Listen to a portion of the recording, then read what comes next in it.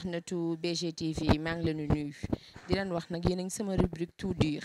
tey nag dama seet si ndaanaan ki nga xamante ne macha allah dafa yàgg jouer théâtre am talent loolu macha allah mën li muy def nee naa ko borom double vie borom kooru géwël ak caamaas borom mboolu gënal tey nag maa ngi fii kër Ami Collé Mbaye moom laa seet si Ami ziar naa la. ayca delloo ziar sama xarit di am mbégte ak contentement bu baax a baax ci seet si bi nga xam ni moom ngeen ma seet si tey waaye nag damay nuyu waa Sénégal njaay gépp di nuyu ñëpp di baalu ñëpp àq tey baal ñëpp àq di wax ni dañoo nekk ci suñu bés bi nga xamante ni dafa foor muy bésu tam xarit kon nag buñ ci duggee dañ ciy tàmbali ak bisimilah rahmaani rahim ñaan yàlla génn ci ak alhamdulilahi rabil alamin ziar ñëpp du ma ziar nag te ziar ma sama sëriñ boobu di bàyyi galas Mbàkke doomu sëñ Tàkko mu sëñ Fàllu maa ngi koy ziar di ko nuyu di ñaanal ñëpp jàmm yal na ñëpp am jàmm ci barke yonent bi. ci rek mun nga ñu wax kan mooy Ami pour na tuuti sa jaar-jaar pour ñu nga xamante ne ñoo ngi seetaan Ami te xamuñu ko. Ami Collé mooy Ami Collé rek est-ce que mën naa wax sama bopp xam nga dañ ne saabu du fóot boppam te it wax sa bopp naan mën la diw est-ce que yomb na tamit man sa xaw ma may kan en tout cas daal Ami Collé la di artiste comédienne di en même temps présentatrice à la télé ak ci site internet yi en même temps nekk ci samay yeneen i business nag yu bokkut ak boobu waaw. xëyoo rek nekk présentatrice xëyoo tamit jouer théâtre am na ay bëri yoo xamante ni kii nga ko Ami waxal tamit liggéey bi. non franchement xëyu ma nekk rek présentatrice déjà avant que ma nekk présentatrice dama jaar ci télé boobu di RDV fekk fa Mouhamed Ndiaye di xam sa mbër di sama frère ma nekkoon fa man ak sama benn sœur Collé Laay Mata Seen ak Alsaan yàlla def ñu nekk fa def formation pour mën a def li nga xamante ni moom mooy présentation à la télé pendant presque 1 an bu saf-sap xam nga da ngay jékki-jékki rek gis nit def théâtre jóge ci théâtre bi jàll ci leneen nga ne lu tax kii di ñëw suñu métier lu tax resté wul ci bosam est-ce que mën na ko mënu ko mën yàlla rek a xam mais en tout cas nit daal lépp loo bëgg man ci sama gis-gis da ngay volonté wu dem jàngi ji ko parce que déjà ku ma gis rek may def ay émission genre da nga naan kii théâtre kat la lu muy def di def ay émission fekk théâtre kat ba dafa bàyyi théâtre ba dem defi ji animation bàyyiwuma théâtre tey laa gën a mën a théâtre mooy sama métier mais théâtre dafa ëmb corps de métier yëpp parce que boo nee théâtre wax danse wax musique art li mu ëmb dafa bari donc du coup corps de métier boo ci mënti nekk rek gëmal ni war nga mën a def yeneen yi ci des yëpp mais yeneen yi ci des nag du da ngay tëb def ko boo ko bëggee da nga koy dem jàngi parce que nit ki dañ ne loo doonul taalibeem doo doon sëriñam day baax boo gëmee benn affaire nga dem jàngi ji ko moo tax dañu dem def formation pendant presque 1 an et demi yu saf-sap yoo xamante ne nii mënuñu ko nettal tellement que ça a été trop dur. Ami foofu laa ñëw parce que am na ñu naan léegi ku nekk joué ku ne mooy fël joué ñii présentatrice yi dañuy nekk dem joué si théâtre yi ñii dem di joué si téléfilm yi yow comme ni nga wax léegi pour mu leer formation de ci am solo yow ban message ngay lancé ñi nga xamante ni dañuy def ñaari côté yi. waa xam nga dañ ni nit ki mën na judduwaale ak talent nit day am talent ku judd am na talent waaye nag talent boobu pour nga génne ko ci sa yaram pour nga xam technique de jeu yi nga xam ne moom nga war a jouer je peux donner un exemple ci man comme par exemple tey bi may ñëw di def théâtre jànguma ko don la rek don da nga ko judduwaale mais talent da nga koy jàngi don boobu bi mu ñëwee ci man sama benn nijaay bu ñuy wax Major Diagne du ma ko fàtte mukk moo ma fekk ma toog mu sentir ma ne ma Ami Collé dafa am lu ma bëggoon ñu defandoo ko sama première pièce maa ngi ko def depuis 2001 métier bii du ma ci caaya du ma ci slip caaya laa ci 2001 ak léegi ñaata at la yàgg na ñu nekk ci yàlla def ma def sama mujju mbaraan def ko ak ki nga xamante moom mooy Kouthia mooy sama première pièce ba ma jëkk a def mujju mbaraan c'était depuis 2001 ma def ko ak Kouthia noonu ci la ma Malick Ndiaye fara cal gisee sentir li may def parce que ñoo bokkoon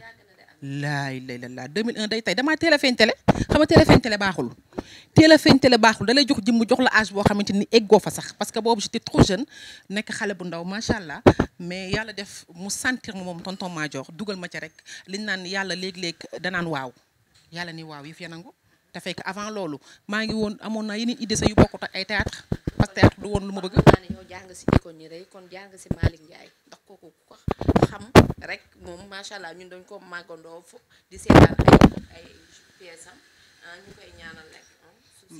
amiin ci barke yonent bi ak bépp mbooloo mu jullit waaw kooku moom ma njëkk a formé ci théâtre Malick Ndiaye Fara Thial bu lay formé ci théâtre dafa am lu bari loo xam ne da koy def ci doomu aadama di ko ñaanal bu baax a baax a baax a baax a baax nag yal na suuf oyof ci kawam ak bépp mbooloo mu jullit bu tëdd ci suuf ak sama yaay ja Ndiaye gëm naa ne ma nga yeewoo fële ci aljana et là du coup Malick Ndiaye bu la jàngalee dara da lay faire savoir que ni li ñu lay jàngal nii éducation la parce que déjà socc man ci Malick Ndiaye Fara Thial laa xamee ni socc da nga koy def sa biir kër soo ko génn ci mbedd mi si formation la da lay ciy former da lay former comment faire naka ngay doon dégg doomu aadama yi public bi bu ñu taxawee nekk téeméer doomu aadama naka ngay def ba surmené ko ba doo tux ba doo naan ba doo def lenn loo xamante ne nii luy tax nga jàkkaarloo public bi la. parce que tey boo xoolee jeunes yu bari dañuy am kersa pour jàkkaarloo public ñun dañ daan def spectacle téeméeri nit toog ñun ñu nekk sur scène mais c'est pas facile. parce que am na ci ñoo xamante ne nii bu ñu deful formation boobu da ngay sentir que bu ñu dañuy patiner dañuy lox ndax mënuñu tenir public bi et là ñun dañu ko jàngal daf ñuy xamal ni public bu fekk yaa nekk devant la chaîne public bi toog bu leen considérer au fait bul sax xool seen i kanam del xool seen i kaw bopp parce que xool seen kaw bopp boobu mooy tax doo patiner kon Malick Ndiaye am na lu bari bari loo xamante ni def na ko ci man jaar naa aussi ci ki nga xamante ni moom mooy Paf Faye jaar naa ci Kader Pichiniko jaar naa Blaise Senghor def na ay formation yoo xamante ne nii kenn xamul nu mu toll Matar Diouf Beñe Ibrahima Mbaye Soppe ndeysaan Makodou Mbeng dem si yàlla si yal na ko yàlla yërëm taxare ko àjjana donc yooyu noonu mënoo jaar ci ñooñu def fa lu bare bare ba pare wëlbatiku nag vraiment di def loo xamante ne nii naka sudul noonu la macha allah. kon Ami mun nañu wax mbapat nga kon nag ñi doog a dugg si milieu bi déglu leen message Ami Collé parce que mbapat na parce que si ay icône la jaar mais Ami yi nga joué bëri na. mun nga ñu wax tuuti rek xam naa doo fi nekk di lim si yi nga joué léegi parce que lim naa ko ba ñuy ubbi mais mun nga ñu wax tuuti rek quelques pièces yi nga joué. quelques pièces yi ma joué bari na de su ma fi nekkee di ko lim ba duñ fi fanaan. waaw moo tax ma ne da nga ci yàgg mais mun nga ñu limal rek quelques. Sacre du Ceddo joué naa ko déjà Sacre du Ceddo man ma nekkoon reine bi. maa nekkoon reenu roi bi Sacre du Ceddo boobu tonton Aline Badara Bey moom moo ko produit la ma nekkoon ci jabaru kii Pape Demba Lam ma di ko nuyu de passage sama frère boobu maa ci nekkoon jabaram ñu joué woon ko ak waa RTS ñoo moomoon pièce bi mais tonton Aline Badara Bey presque moom moo def lépp lu ci waroon ma ko nuyu moom tam de passage joué naa ci pas mal de films joué naa ak Sanex sama frère moom tam ma koy nuyu macha allah je touche du bois donc joué naa ci daal ay pièces yoo xamante ni su ma fi nekkee fii di ko lim ba dinaa pare. mais Ami man moo la si dana marqué boo xamante ni joué nga ko daal ba xam ne lii parce que ku si nekk rek di nga si yëg sa bopp di si gis sa bopp man moo la si dana marqué. ci ma joué yëpp bu ma ci gën a marqué bi ma ci gën a marqué mujj mbaaraan je crois que moom laa def ak ci awa. ci aw pourquoi mu marqué ma parce que jeune fille bi ci nekkoon te mu nekkoon sama xarit man dafa dundoon ci benn famille boo xam ni famille bi dañu pauvre woon donc pauvreté boobu mooy waral ñun bu ñu daan école di jàngi moom day préféré di dem di kalangaatu pour am lu mu jox yaayam te da doon jàng donc bu ñëwee si biir kër gi rek sama yaay dàq ko maman lu tax nga dàq ko mu ne parce que kii amul réputation bu baax te réputation bu bon boobu mu am yëpp du dara c'est parce que bëgg na dundal waajuram bu jigéen te mënul boole di jàng en même temps di dundal waajuram te fu mu dem demander fa service rek ñu chantage ko pour tëdd ak moom pour soog ko mën a jox sa pièce boobu ça m'a beaucoup marqué waaw. Ami léegi ñu gis ni théâtre ñëpp a koy joué. téléfilm yi bëri na Ami lu tax ñu gisaguñ la si téléfilm yeeg yooyu. ah si maa ngi ci tout récemment nii ci weeru koor gi rek joué naa ak sama frère Thiama joué nañu ci kooru ngéwél joué naa ci aussi ak ñoom Sanex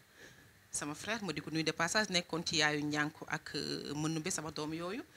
production boobu waa xaas moo ko moom xaas TV Ablaye Diop xaas sama xarit sama xarit boobu nga xam ni gën baax riche macha allah ma di ko nuyu de passage Ablaye Diop deful dara loo xamante ni man Ami Collé Mbaye bokk ma ci sama xarit la Ablaye Diop xaas def katu lu baax boobu moom moo ko moom tout récemment nii ñu ngi doon liggéey ak moom tamit ci beneen projet boo xamante ni nii man la ay ñoom Sanex Cheikh kii Aziz Niang ak pas mal de personnes yoo xam ne ñu ngi ci projet boobu. mais Ami comme ay Pod et Marichou ay Golden yooyu gisaguñ ci Ami Collé man côté boobu laa xee parce que man maa ngi lay suivre. waaw xam nga Pod et Marichou ay infidèle ay Golden xam nga dañu ne ci benn milieu boo xamante ne nii dafa xaw doy waax gis nga barki démb benn artiste daf ma woo ni ma dañ la soxla woon ci benn film nee na ñu am kenn ku ñu woo laaj ko sama numéro téléphone kooku ne leen man damaa tukki teew ma fenn maa ngi fii ci biir réew mi milieu bi doy waar milieu bi moo doy waar bari ñu ci nekk ñu soxor je mange pas mes mots du ma ni ñëpp parce que àdduna règle boo gis am na exception mais nit mënul lekk du lu wërsëgam ci kaw suuf doomu aadama bu nekk man de gëm naa ne lii sama wërsëg yàlla def ni ma war ko lekk ci sama àdduna moom rek laay lekk du ma lekkaale ba su keneen te yàlla bu ma ko leer xakutu ba jikk mais dafa ñaaw tey nit ni ah diw de dama ko sentir ci li may def nga ne ko non non diw moom dafa voyagé Pod et Marichou waa Marodi ñoo ko moom waa Marodi ñoom ñooy ciblé seen ay artistes wala genre ñu def benn casting mais pour te dire que am na ci casting yoo xam ne sax bu ñu koy def yenn artistes dañuy iñaan pour ne seen morom kaay leen casting ñëw na casting am na kenn ku ci nekk mën a dem bay ci sa waar pour dàq ci sa wërsëg bu fa nekkee nga dem liggéey c'est ça loolu kese la Even Pro bi nga xamante ne nii fa la sama rakk ji Collé laay nekk bi muy dem di def comment dirais encore pas Golden seen film Mœurs ñoo fa nekk ndawoon man ak moom pour te dire que casting boobu man la ñu woo mais moom la ci wërsëgam nekk moom Collé laay mu dem ñu jël ko mu joué ci mais àdduna noonu lay doxee àdduna lépp loo gis noonu lay doxee. am nga rakkatam buy joué parce que ba may ñëw dañu ko ciblé na ma day joué rakkam tam mooy joué kon Collé laay sa sœur la. Collé laay tuddul sax Collé laay man maa tudd Collé bëgg gu ma bëgg ak fonk gu ma fonk ak jox cër gu ma jox cër ak yàgg ma suivre depuis que mu nekk xale moo tax mu wëlbatiku jël turam làq ko fale jël sama tur siiwal ko c'est ma sœur Collé laay. ko yaa ko dugal si non non non non dugaluma ko ci sax nag yëg-yëgam la ak bëgg-bëggam bu mu bëggoon mu nekk ci ama nag ay doomu aadama yoo xamante ni da leen doon ciblé di leen xool ne ñii de fi ñu teg seen tànk ñaan naa yàlla yóbbu ma fa ma teg fa sama tànk ba weesu leen kon kooku tey ndamam man sama ndam la je suis fière d'elle. mais maanaam daal si ay wax mooy kàddu li nga wax ni Ami Collé yaa ngi fi ku la soxla rek da nga ñëw.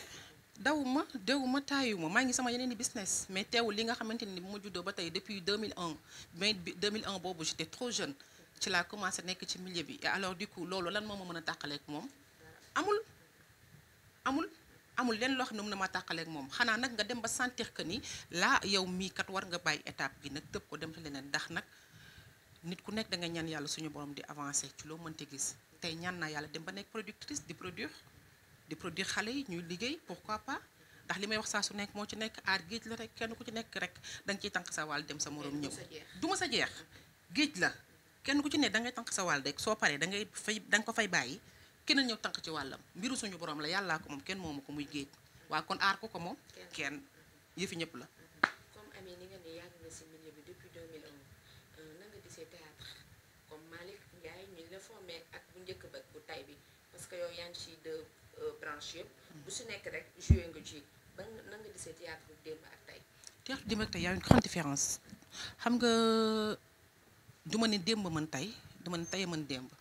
mais en tout cas démb ñoo gënoon a ragal tey am nañ fit wow nañ bët ñàkk nañ kersa ni deewu timis amuñu lu ñuy rus amuñu bañ gàcce. mais Ami ni ngay toogee di seetaan théâtre comme ni nga ko waxee xale yi am nañ fit ñu ne dañuy def si film yow lu lay def loolu. ça me fait mal. tu sais pourquoi ça me fait mal man dafa am benn film bu mag boo xamante ni ñi ko doon def cinéma la woon ñu ñëw Sénégal ñu proposé moon ma ci benn rôle boo xamante ni nii rôle bi genre wax ma la sax ay sumeeku def taatu nen de serviette lañ ma santoon ma tënjoo ko serviette bu yem fii ki ma ko proposé bi ma ko proposé dama ko ne man duma sa morom mu ne ma lu tax ma ne ko lii sama métier la mais sama image dama koy garder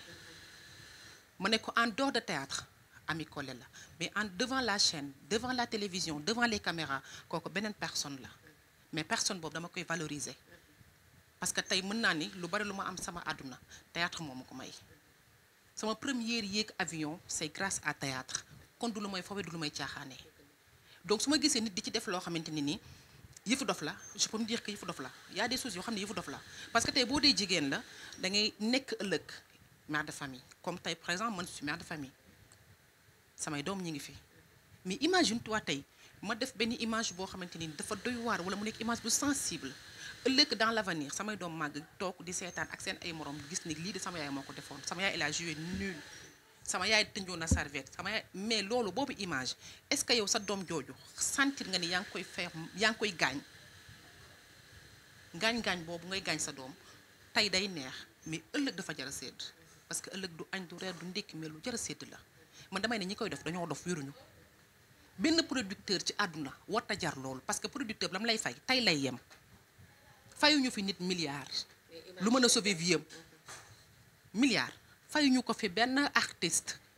million bi sax dañ koy compter waxuma laa nag 1 milliard boobu ba tax yow nga war a yàq sa image ci lu ñàkk fayda loo xam ne ay weccet la weccet boobu yaa ko mën a liggéey mais mënu laa liggéey nit day am ngëm-ngëm gëm boppam mais yenn osé yi moom man je suis contre du deñ te dañu war a sóor dañu war a sédd ne ëllëg day ñëw say doom a ngi fi say mbokk a ngi fi da nga am ndey da nga am baay da nga am rakk da nga am mag da nga am sa famille donc sa famille boobu war nga mën a def loo xamante ni ñoom dañ lay naw mais yéen ñi parfois da nga koy def nga foog dañ lay naw fekk naw ñu la ñi la ciy conseiller di la ci pousse naan la non non yaa ngi fiy toj ñoo say noonu. da nga am buzz dafa mën a ma ragal buzz ami. waaw mooy li Boubacar Diallo wax rek xam nga Boubacar dama koy nuyu sama xarit boobu dafay faral di wax ni buzz mooy li gën a bon ci àdduna nit day daw ni buzz Pape Cheikh Diallo tamit sama doom jooju di ko wax ni nit day daw buzz baaxul yal nañu yàlla musal ci kuy wut buzz na naturel rek na ko yàlla def ci yow rek mu ñëw naturellement mais daatu neen tax nga am buzz weeni kese tax nga am buzz ci devant télé bii mu dugg ci internet bi traversé fépp romb frontière yi wëy dem après suba yow nga foog ne sa réputation yow daal toj nga fi rek bu subaa doo toog ko defate bekkaroo ngay sàng suuf du lii conséquence bi du léegi mais dans l'avenir la. mais ami lancé message yi nga xamante ne donc ñoo ngi doog a dugg si milieu bi du jouer ak ñi koy def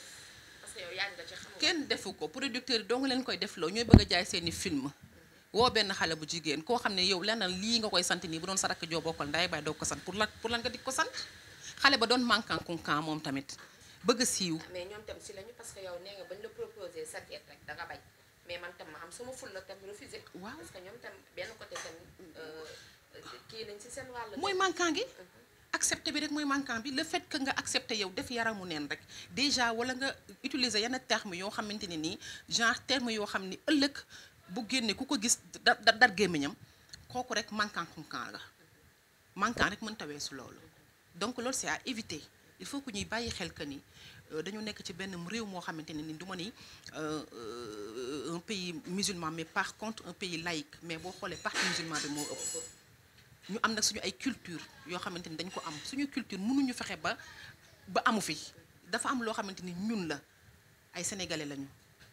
macha allah nag fier d'être sénégalais parce que tey am na ñoo xamante ni nekk nañ sénégalais mais fieruñu amuñu fierté sénégalais bi ñu nekk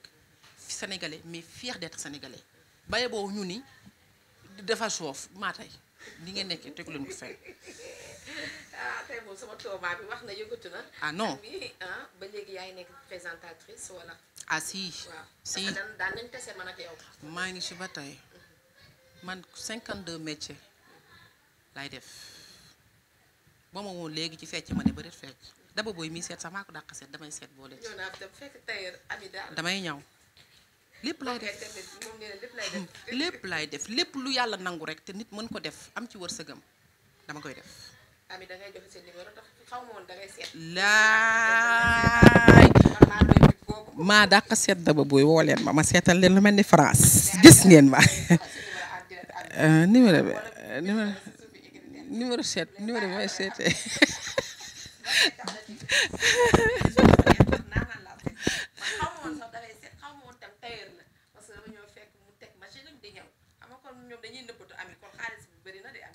ah ñu ngi sant yàlla daal ndax nit jaam day sant suñu borom parce que man sama philosophe mooy heure boo yeewoo suñu borom def nga jël sa tànk bi teg ko ci suuf mën a woote ni allo mën a wax sa waa kër indil leen ma ndekki mën a dem génn dox say soxla rek war nga dellu sant suñu borom yàlla boole mag nag ay nit ñu baax xam nga xaalis du richesse doomu aadama la parce que nit ñooñu la suñu borom di booleel sa wërsëg nekk ci seen loxo parce que tey maa ngi ñaw macha allah samay cliente dama leen di remercier de tout cœur ci confiance bi nga xam ne porté nañ ko ci man bu ñu amee lu leen naqare seeni ñaw sax dañ koy dëxañ ngir bëgg gi ñu ma bëgg te bëgg dafa fort kon kon ma leen di remercier de passage di wax ni vraiment kontaan naa ci confiance bi ñaw bi nag moom maa ngi fii Ouest Foire boobu dama koy joxe seet gi dama koy off waaye ñaw gi maa ngi fii ci Ouest Foire képp ku bëgg lu chic lu chon ñaw bu toog woo ma ñu defal la lu amul fenn livré la ko foo mënti nekk nag ci àdduna moo xam Sénégal moo xam Europe moo xam fu mu mënti nekk numéro bi 77 085 56 66 Laye Couture Kër Sëñ Fallou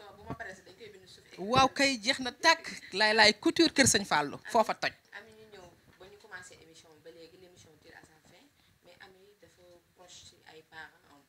Ami ba ñu commencé ba léegi yaa ngi naan sama yaay mère bi làkku Ami ku ne xam nañu rek ndax man ak yow sax ñoo bokk kaaku nag ñàkk yaay dafa metti rawatina nga nekk ci milieu bi léeg-léeg di nga ko soxla Ami dafa jege yaayam foog mu ñëw foofu bu laa foofu ofal foofu s'il te plaît nangul wax mais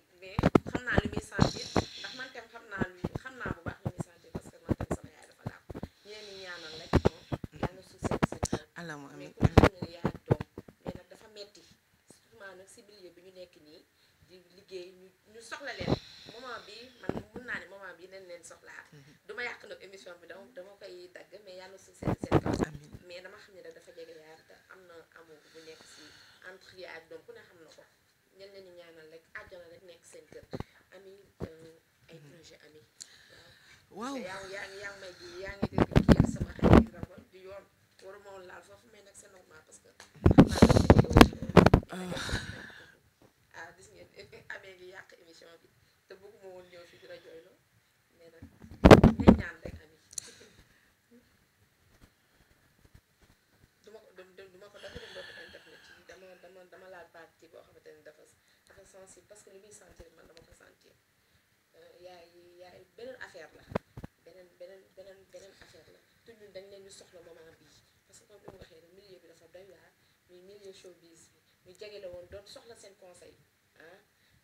dama encore rek mel ne ñu ñaanal rek yàlla su sedd seen kaw dox loolu rek laa mën a wax xalaat ko woon sax dinaa ñëw def émission bi jooy Ami maa ngi jéggalu mais nag fale que dañu dugg ci foofu partie boobu parce que ñàkk yaa dafa metti rawatina nag koo xamante ni parent bu ne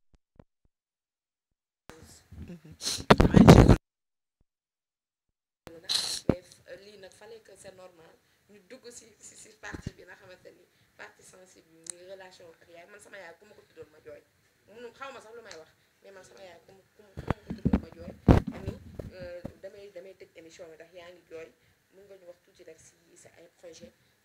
ak coronavirus bi nga xamante ni lépp a taxaw